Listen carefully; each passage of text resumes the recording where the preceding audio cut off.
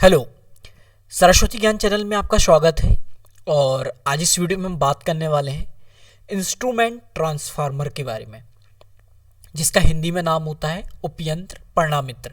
इसके पहले भी हमने ट्रांसफार्मर से related video, transformer losses, output based transformer types के बारे में भी हमने वीडियोस बनाए हुए हैं।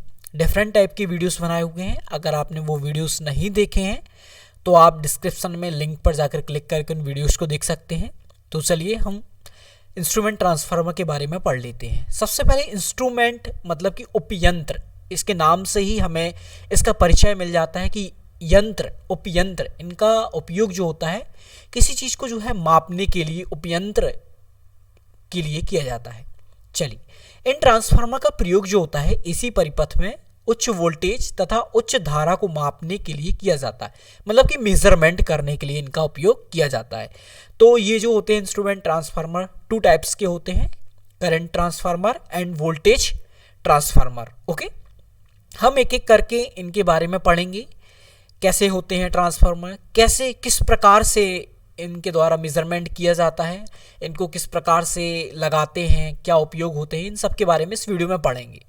सबसे पहले हम पढ़ेंगे धारा परिणामित्र करंट ट्रांसफार्मर के बारे में। चलिए, उच्च धारा सर्किट में देखिए, जैसे हम हाई ट्रांसमिशन लाइन जो होती हैं उनको हम उच्च धारा सर्किट बोल सकते हैं। ओके, या हमारे जो सब स्टेशन होते हैं जहाँ पे हमारी ये ट्रांसमिशन लाइन आकर हमारे पावर ट्रांसफार्मर वगैरह से मिलती हुई है, तो वहाँ पर हम इनको बोल सकते हैं उच्च धारा सर्किट में।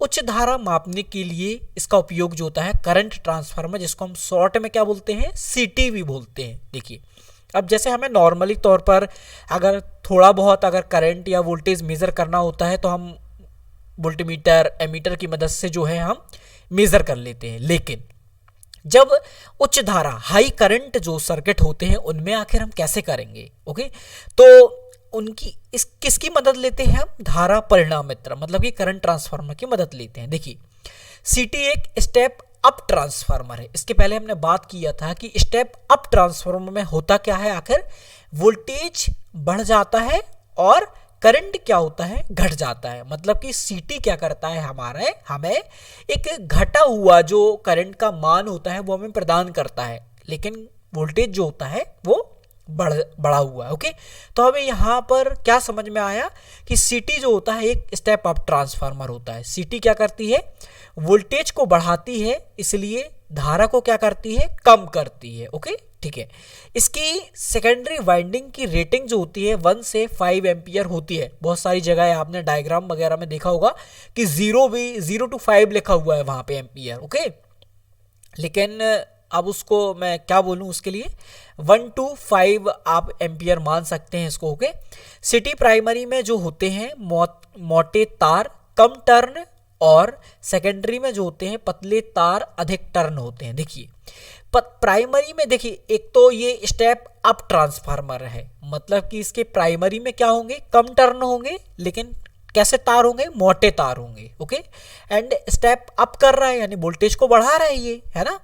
तो इसके सेकेंडरी में क्या हो जाएंगे, पतले तार हो जाएंगे, लेकिन टर्न की संख्या जो हो जाएगी वो अधिक हो जाएगी। यहाँ पर हमें ये समझ में आ रहा है। ओके, इसके पहले में वीडियो के माध्यम से मैंने स्टेप अप ट्रांसफार्मर के बारे में बताया है, स्टेप डाउन ट्रांसफार्मर के बारे में बताया है। अगर आपने वो वीडियो नहीं देखी है तो वो जाकर वीडियो देखें, तो आपको ये स्टेप अप और स्टेप डाउन आपको आसानी से समझ में आ जाएगा। चलिए, सीटी को जो होता है मुख्य धारा परिपथ से श्रेणी क्रम में जोड़ा जाता है। जैसे कि हम कोई सब स्टेशन में इस हाई ट्रांसमिशन लाइन के जो इसके वायर से अगर हम इसकी मुख्य धारा से, जैसे अगर हम सीटी को कनेक्ट कर रहे हैं, अगर हम इसको मेजरमेंट करने के लिए इसको कनेक्ट कर रहे हैं, तो इसको हम कैसे कनेक्ट करते हैं, तो इसको हम श्रेणी क्रम में कनेक्ट करते हैं। श्रेणी क्रम में आपने देखा होगा कि श्रेणी क्रम में प्लस को माइनस से, माइनस को प्लस से, ऐसे हम जो है कनेक्ट करते हैं। ओके, ये जो श्रेणी क्रम वो वाला श्रेणी क्रम, जब हम रेजिस्टेंस को श्रेणी क्रम में जोड़ते हैं वो वाला। ओके, सीटी को मुख्य धारा परिपथ में श्रेणी क्रम में जोड़ा जाता है। ठीक है, हाँ। अब देखिए, जैसे मैं आपको चित्र के माध्यम से समझाने का प्रयास करता हूं। जैसे कि मान लीजिए ये हमारी RYB, ये हमारी 3 फेज सप्लाई सिस्टम है ये हमारा, ओके। ये किसी सब स्टेशन पर आकर जो है यहाँ से जो है निकल रही है। तो यहाँ पर हमने ये जो एक सीटी लगा रखी है, सीटी क्या होता है, स्टेप। अब ट्रांसफार्मर होता है, ये वोल्टेज को बढ़ा देता है लेकिन करंट को क्या कर देता है, कम कर देता है। करंट को कम क्यों कर रहा है आखिर यहाँ पर हम, इसलिए क्योंकि हमें यहाँ पर करंट का मेजरमेंट करना है। मेजरमेंट हम तभी कर सकते हैं जब हमारी जो बहुत ज़्यादा करंट बह रहा है ना हमारी सप्लाई से, वो बहुत हमें कम होके मिले। लेकिन कम होके कैसे मिलती है, अब यही मैं आपको बताने वाला हूं कि आखिर हम उससे कैसे मेजरमेंट कर लेते हैं इतनी बड़ी सप्लाई का, इतनी उच्च सप्लाई का, ओके। देखिए यहां पर हमने जो है सीटी लगा दी है और सेकेंडरी के प्राइमरी जो साइड होती है वो सप्लाई से कनेक्ट होती है, एंड सेकेंडरी साइड जो होती है इसके बीच में जो है हम एक स्विच भी लगा सकते हैं, और इसकी सेकेंडरी साइड में एक हम एमीटर को जो है हम एमीटर को सेकेंडरी से हम जो क्या करते हैं समानांतर में जो है हम जोड़ लेते हैं, और जो उस करंट जो है बताता है उसको हम मेजरमेंट कर लेते हैं। देखिए यहां पर भी आप इस चित्र में देख सकते हैं 0 to 5 एम्पियर लिखा हुआ है एमीटर, ओके। ये तो हमारा सीटी जो होता है 1 से 5 एम्पियर तक का ही होता है, ठीक है। चलिए यहाँ पर आपको समझ में आया कि इसको मुख्य धारा से श्रेणी क्रम में जोड़ते हैं, एंड जो हमारा एमीटर होता है वो हम कैसे लगाते हैं, समानांतर क्रम में जो है हम लगाते हैं सेकेंडरी से, ओके। यहाँ आप देख सकते हैं। अब देखिए ये इतनी बड़ी हाई ट्रांसमिशन लाइन में करंट को कैसे मेजरमेंट करता है आखिर हम ये देखने वाले हैं, ठीक है। देखिए ये जो होता है, अब देखिए एक और चित्र के माध्यम से आप समझ सकते हैं कि लाइन करंट जैसे कि ये निकल रहा है, okay. Line current to load, ये यहाँ से लोड जुड़ा हुआ है और ये प्राइमरी साइड से इसको मुख्य धारा परिपथ से हमने इसको श्रेणी क्रम में जोड़ दिया है, और ये जो हो जाएगा हमारा सेकेंडरी साइड हो जाएगी, सेकेंडरी साइड से ही हमारा एमीटर होता है, ओके। चलिए देखिए इसकी प्राइमरी में मान लेते हैं हम 1 टर्न और सेकेंडरी में n टर्न हो, तो सेकेंडरी में धारा का मान प्राइमरी में धारा के मान का कितना होता है, 1/n हो जाता है। देखिए जैसे मान लीजिए हमारे इसके प्राइमरी में कितने टर्न है, n टर्न है, और सेकेंडरी में कितने मान लिए हमने, n टर्न होते हैं। तो सेकेंडरी में जो होते हैं करंट का मान जो होता है प्राइमरी में धारा के मान का कितना हो जाता है, 1/n होता है, ठीक है। जहां कहीं भी धारा का मान अधिक होने से सीधे मापक यंत्र द्वारा एमीटर से, देखिए अब इतनी बड़ी हाई करंट जो अगर बह रहा है 100 एम्पियर 1000 एम्पियर, तो हम कैसे मेजर करेंगे, एमीटर की सहायता से तो हम मेजर नहीं कर सकते हैं, तो इसलिए सीटी का हम जो है यहाँ पर प्रयोग करते हैं। अब हम जानेंगे कि आखिर हम एमीटर लगाकर सीटी के पैरेलल में हम एमीटर लगाकर आखिर हम कैसे मेजर कर रहे हैं करंट को, ओके, ठीक है। देखिए जहां कहीं भी धारा का मान अधिक होने से सीधे मापक यंत्र द्वारा, जैसे एमीटर, आप जानते होंगे कि करंट का मेजरमेंट जो होता है एमीटर के द्वारा किया जाता है, जबकि वोल्टेज का मेजरमेंट जो होता है वोल्ट मीटर के द्वारा किया जाता है, से मापना अव्यावहारिक होता है, वहाँ सीटी का प्रयोग होता है। अगर आपको वीडियो की क्वालिटी कुछ कम दिख रही है, आपको ये चित्र अच्छे से नहीं दिख रहे हैं, तो आप अपनी वीडियो में जो है अपनी वीडियो की क्वालिटी को थोड़ा सा इंक्रीज करके अच्छे से आप देख सकते हैं। देखिए अब इसके बाद क्या होता है, सीटी अधिक परिणाम की धारा के समानुपाती क्या करती है, कम परिणाम की धारा देता है। देखिए सीटी में जैसे हमने देखा कि प्राइमरी में जो होती है बहुत सारी धारा बह रही है, लेकिन उसके अनुपात में समानुपात में क्या करती है, ये हमें आउटपुट में कम परिणाम की धारा देता है सीटी, ठीक है। जिसे किसी एमीटर में जोड़कर सीधे धारा का मान पढ़ा जा सकता है। चलिए अब हम देखते हैं कैसे समानुपात में परिवर्तित करती है ये। जब प्राइमरी परिपथ में धारा प्रवाहित हो रही हो तब सेकेंडरी वाइंडिंग के सिरों के समानांतर में संयोजित एम्पियर मीटर को, या एमीटर भी बोल सकते हैं, को अलग नहीं करना चाहिए। देखिए जो हम ये सेकेंडरी में ये एमीटर जोड़ रहे हैं ना, तो इसके लिए लिखा हुआ है कि समानांतर में संयोजित जो हमारा एमीटर होता है इसको अलग नहीं करना चाहिए। क्यों नहीं करना चाहिए, क्योंकि सेकेंडरी के सिरों पर अत्यधिक उच्च वोल्टेज उत्पन्न होगा। देखा है हमने कि स्टेप अप ट्रांसफार्मर है, तो इसलिए इसकी सेकेंडरी में सब बहुत ज्यादा वोल्टेज जो है उत्पन्न होगा, ओके, जो कि धारा परिणामित्र पर कार्य करने वाले व्यक्ति के लिए जो होती है बहुत घातक हो सकती है। भाई जैसे ही हमने अगर सेकेंडरी से ये हटा दिया तो ये हमारे लिए बहुत ज्यादा घातक हो सकती है ना, जो कि धारा परिणामित्र पर कार्य करने वाले व्यक्ति के लिए घातक हो सकती है। इसके अलावा कोर भी अधिक संतृप्त, मतलब कि जो कोर होती है हमारी सैचुरेटेड होकर अपना चुंबकीय गुण हमेशा के लिए खो सकती है, या ये फट सकती है सीटी हमारी, है ना। इसलिए सेकेंडरी वाइंडिंग को हमेशा बंद रखा जाता है। ये जो सेकेंडरी वाइंडिंग है इसमें जो एमीटर लगा होता है, एमीटर की जगह अगर एमीटर नहीं लगा होता है, कभी कभी आपने देखा होगा, तो यहाँ पे कोई रेजिस्टेंस का जो है प्रयोग कर लिया जाता है, ओके, प्रतिरोध का प्रयोग कर लेते हैं। तो इसलिए जो होता है हमेशा इसको ओपन नहीं रखना चाहिए, इसको क्या रखना है, हमेशा क्लोज रहना चाहिए। इसलिए सेकेंडरी वाइंडिंग को क्या रखना चाहिए, हमेशा क्लोज रखना चाहिए। अब देखिए सीटी लगाने का एक लाभ यह होता है कि यह उच्च वोल्टता वाली लाइन से आइसोलेशन प्रदान करती है। ये जितने भी सारे मैं क्वेश्चन करवा रहा हूँ ये सीटी से रिलेटेड किसी ना किसी एग्जाम में पूछे गए हैं, इसलिए बहुत सारी ये सभी एग्जाम से रिलेटेड क्वेश्चंस हैं, है ना। ये जो होता है सीटी एक आइसोलेशन भी प्रदान करती है, ओके, जिससे इसके सेकेंडरी साइड में जो है कोई उपकरण लगाने का कोई खतरा नहीं होता है। ठीक है, चलिए अब देखते हैं हम कि आखिर ये कैसे रेशो में हमें प्रदान करती है, कैसे समानुपाती में हमें ये प्रदान करती है। देखिए सीटी पर हमेशा एक रेशो लिखा रहता है। देखिए सीटी जब आप देखेंगे, आपको मैं सीटी इसमें शायद मैंने बताया नहीं है सीटी कैसे दिखती है, बट मैं आपको दिखाने का प्रयास करूंगा किसी वीडियो में। आप गूगल पर सर्च करके देख सकते हैं कि आखिर सीटी दिखती कैसी है। तो उसमें हमेशा एक रेशो लिखा रहता है, जैसे कि लिखा है 1000/5, मतलब कि ये सीटी जैसे हमने 1000/5 की अगर सीटी का हमने प्रयोग किया है, जैसे कि हमारी मुख्य लाइन जैसे 1000, उसमें 1000 एम्पियर का करंट बह रहा है, तो हमें आउटपुट पर कितना करंट प्राप्त होगा, 5 एम्पियर का हमें करंट प्राप्त होगा। तो इस प्रकार से क्या होता है, हमारा जब 5 एम्पियर है तो इसका मतलब क्या हो जाएगा, प्राइमरी में हमारे कितना करंट है, 1000 एम्पियर करंट है। यहाँ आपको समझ में आ रहा होगा कि एम्पियर अगर हमने सीटी जो है 1000/5 वाली लगाई है, तो इसका हमें मतलब समझ में आ रहा है कि प्राइमरी में 1000 जो एम्पियर का करंट बह रहा है, तब हमें आउटपुट पर कितना करंट प्राप्त होगा, 5 एम्पियर का। ओके, इसका मतलब ये होता है कि 1000 एम्पियर को सीटी जो होती है 5 एम्पियर में चेंज कर रही है, मतलब कि बदल रही है। उसी प्रकार इस प्रकार भी हो सकता है, जैसे कि 3200 एम्पियर है, उसमें 5 लिखा हुआ, तो इसका मतलब क्या है कि 3200 एम्पियर को वो किस में कर रही है कन्वर्ट, 5 एम्पियर में कन्वर्ट कर रही है। और इसकी सहायता से हम एम्पियर मीटर जब हम लगाते हैं तो 5 एम्पियर को तो हम मेजर कर ही सकते हैं। ओके, तो ये यूजेस होते हैं सीटी के। ओके, और जैसे 6400 एम्पियर लिखा है तो उसका भी 5 कर रही है, तो इसका मतलब भी यही है कि हमारी इनपुट में कितना है, 6400 एम्पियर है, और आउटपुट में अगर हमें 5 एम्पियर प्राप्त हो रहा है तो इसका मतलब है 6400 को वो 5 एम्पियर में कन्वर्ट कर रही है।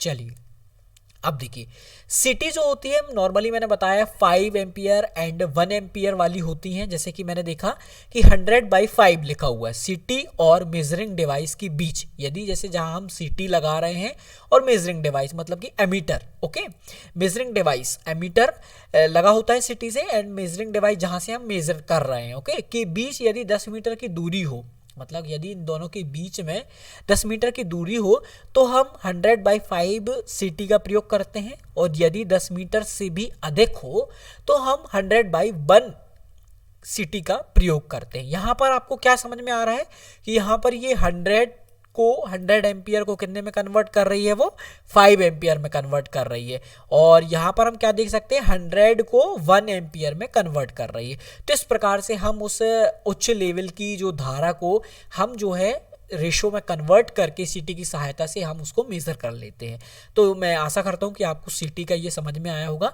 अब देखिए इसका एक फॉर्मूला होता है कि वास्तविक लाइन धारा बराबर में सीटीआर, मतलब कि करंट ट्रांसफार्मर रेशो, जैसे कि इनटू एमीटर रीडिंग। देखिए अगर हमें वास्तविक लाइन धारा जो हमारी मुख्य धारा बह रही है उसका हमें अगर मान ज्ञात करना होता है तो हम सीटीआर मतलब कि करंट ट्रांसफार्मर रेशो निकाल लेते हैं इससे हम कि कितना रेशो आ रहा है। जैसे कि हमने 100/5 किया तो इसका आंसर कितना आ जाएगा, 20/1 आ जाएगा। ओके, तो हम यहाँ पे सीटीआर का रेशियो कितना हो जाएगा, 20 इंटू AM में जितनी भी रीडिंग आ जाएगी उतना हम इसको आंसर निकाल। जैसे कि हमने देखा कि हमारी वास्तविक लाइन धारा जैसे मान लीजिए 100 है, ओके, अब हमारा सीटीआर रेशियो कितना आ गया 20, एंड AM रीडिंग कितनी आएगी 5 आएगी, हमारी रीडिंग कितनी आएगी, एमीटर रीडिंग कितनी आएगी 5। तो इस प्रकार हम ये सीटी का ये मेजरमेंट कर सकते हैं। अगर इनमें से कोई चीज नहीं दी गई है तो वो हम आसानी से न्यूमेरिकल इन क्वेश्चंस को कर सकते हैं। चलिए अब देखते हैं हम कि आखिर इनका यूजेस कहाँ कहाँ पर होता है सीटी का। आपने एम्पियर मीटर देखा होगा, वॉट मीटर देखा होगा, एंड एनर्जी मीटर।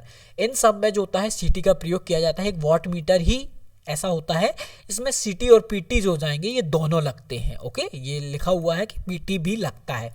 वाटमीटर में हम सीटी और पीटी दोनों का प्रयोग करते हैं। देखिए, इसके अलावा भी हम इसमें किसके लिए प्रयोग करते हैं, मीटरिंग में भी इसका प्रयोग किया जाता है, साथ ही प्रोटेक्शन सुरक्षा में भी इसका प्रयोग सिटी का किया जाता है। ये इसके यूजेस हो जाते हैं। ओके, एक और महत्वपूर्ण चीज है सीबीसीटी। क्या होती है, कोर बैलेंस करंट ट्रांसफार्मर। इसका मतलब क्या होता है, कोर बैलेंस करंट ट्रांसफार्मर अर्थ फॉल्ट रिले के साथ लगती है। ये जो सीबीसीटी होती है ये अर्थ फॉल्ट रिले के साथ लगती है और इसकी कार्यप्रणाली जो होती है हमारी ईएलसीबी, जो हमने देखा होगा हमारे घर में, कारखानों में, स्कूलों में, विद्यालयों में, बहुत सारी जगह इनका प्रयोग जो होते हैं आजकल होने लगा है। इनका प्रयोग हम क्यों करते हैं, इसकी कार्यप्रणाली जो होती है ईएलसीबी, जिसका फुल फॉर्म होता है अर्थ लीकेज सर्किट ब्रेकर के जैसे होती है ना। इसका ही एक परिवर्तित रूप हो आजकल आने लगा है। जैसे कि पहले चलती थी ईएलसीबी, अब जैसे जैसे थोड़ा सा इसमें न्यू इनोवेशन हुए तो उसकी जगह पर क्या आने लगा, आरसीसीबी, मतलब कि residual current circuit breaker. Okay, and इसके समान ही क्या होगा, आरसीडी, मतलब कि रेसिडुअल करंट डिवाइस के समान होती है। मतलब कि जो सीबीसीटी होती है, कोर बैलेंस करंट ट्रांसफार्मर जो होती है, इनकी कार्यप्रणाली जो होती है किसके समान होती है, ईएलसीबी। ईएलसीबी का ही परिवर्तित रूप कौन सा हो जाएगा, RCCB, residual current circuit breaker. तो मैं आशा करता हूं कि आपको ये चीजें समझ में आई होंगी। ओके, हाँ, अब हम बात कर लेते हैं वोल्टेज या पोटेंशियल ट्रांसफार्मर के बारे में। मतलब कि वोल्टता परिणामित्र है ना, या विभव परिणामित्र भी जिसे हम बोलते हैं। ओके, देखिए, वहां हमने देखा था सिटी में कि हम स्टेप अप का प्रयोग कर रहे थे। ओके, इसका प्रयोग हम उच्च करंट मापने के लिए कर रहे थे, और यहाँ पर हम वोल्टेज पोटेंशियल ट्रांसफार्मर का यूज क्या करेंगे, उच्च वोल्टेज मापने के लिए उच्च वोल्टेज लाइन में इसका प्रयोग किया जाता है। उसको हम सिटी बोल रहे थे, यहाँ पर हम क्या बोलेंगे, पीटी। पीटी मतलब कि पोटेंशियल ट्रांसफार्मर, मतलब कि विभव परिणामित्र बोलते हैं। देखिए, अब चूंकि हम यहाँ पर स्टेप डाउन ट्रांसफार्मर का प्रयोग करते हैं तो इसकी प्राइमरी जो वाइंडिंग में जो होते हैं अधिक टर्न होते हैं, जबकि सेकेंडरी में क्या होते हैं, कम टर्न होते हैं। ये तो हमें ऑफिशियली ये पहले से पता है कि स्टेप डाउन ट्रांसफार्मर में जो होते हैं प्राइमरी वाइंडिंग जो होती है उसमें टर्न की संख्या जो होती है कम होती है, प्राइमरी में ज़्यादा होती है एंड सेकेंडरी में क्या होती है, कम होती है।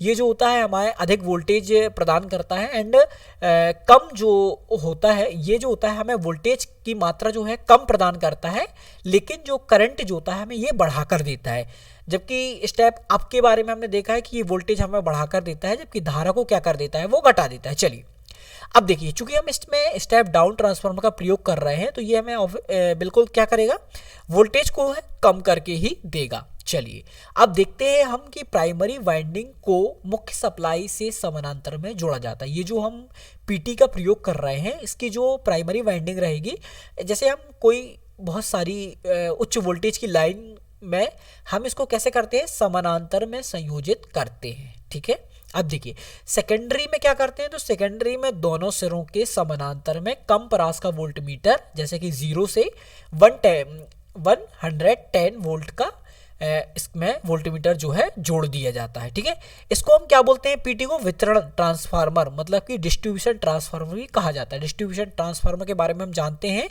कि ये जो होता है हमारा बहुत ही कम वोल्टेज पर जो है ये प्रयोग किया जाता है। मतलब कि ये स्टेप डाउन ट्रांसफार्मर होता है डिस्ट्रीब्यूशन ट्रांसफार्मर। ओके, और डिस्ट्रीब्यूशन ट्रांसफार्मर जो हम जानते हैं इसके बारे में, ये 50% लोड पर जो है इसकी एफिशिएंसी जो होती है 100% होती है। ये मैंने एक वीडियो में बताया भी हुआ है पहले भी। और इसका कनेक्शन जो होते हैं हमेशा हम डेल्टा स्टार में इनका कनेक्शन जो है डिस्ट्रीब्यूशन ट्रांसफार्मर का किया जाता है। चलिए, अब देखिए, इस प्रकार से ये डिस्ट्रीब्यूशन ट्रांसफार्मर पीटी जो होता है इस प्रकार से दिखता है ये। ओके, इसका हम डायग्राम देख लेते हैं। क्योंकि ये हम जानते हैं कि एक स्टेप डाउन ट्रांसफार्मर में तो इसकी प्राइमरी जो टर्न है इनकी संख्या जो है अधिक है एंड सेकेंडरी में जो टर्न की संख्या है वो कम है। ये हमारी मान लेते हैं, ये हमारी बहुत ही उच्च वोल्टेज लाइन है, यहाँ से लोड जुड़ा हुआ है, यहाँ बीच में हम मेज़र कर रहे हैं बहुत ही हाई वोल्टेज का, तो यहाँ हम पीटी का प्रयोग कर रहे हैं। ओके, और इसके समानांतर में हमने ये जो वोल्टमीटर लगाया हुआ है। ओके, चलिए, पोटेंशियल ट्रांसफार्मर का ये जो होता है डायग्राम होता है। ओके, देखिए, सीटी और पीटी की जो रेटिंग होती है ये बहुत ही इंपॉर्टेंट है। यहाँ तक आपको समझ में आ गया होगा, आखिर पीटी की मुख्य बातें आपको समझ में आ गई होंगी। देखिए, सीटी और पीटी से संबंधित कुछ मुख्य इंपॉर्टेंट इम्पॉर्टेंट चीज़ें हैं, जैसे कि सीटी और पीटी की सेकेंडरी की रेटिंग्स होती है। जैसे कि हमने देखा था सेकेंडरी की रेटिंग 3 फेज़ में 5 एम्पियर होती है, और पीटी की कितनी होती है 110 वोल्ट होती है, और 1 फेज़ में क्या होती है 1 एम्पियर होती है, एंड 100 पीटी की कितनी हो जाती है 100 वोल्ट। ये बहुत ही इंपॉर्टेंट है, आपको ये जानना बहुत ही आवश्यक है। अब देखिए इसके बाद कुछ बातें और आपको समझनी चाहिए कि आखिर सीटी और पीटी में मुख्य अंतर क्या होते हैं।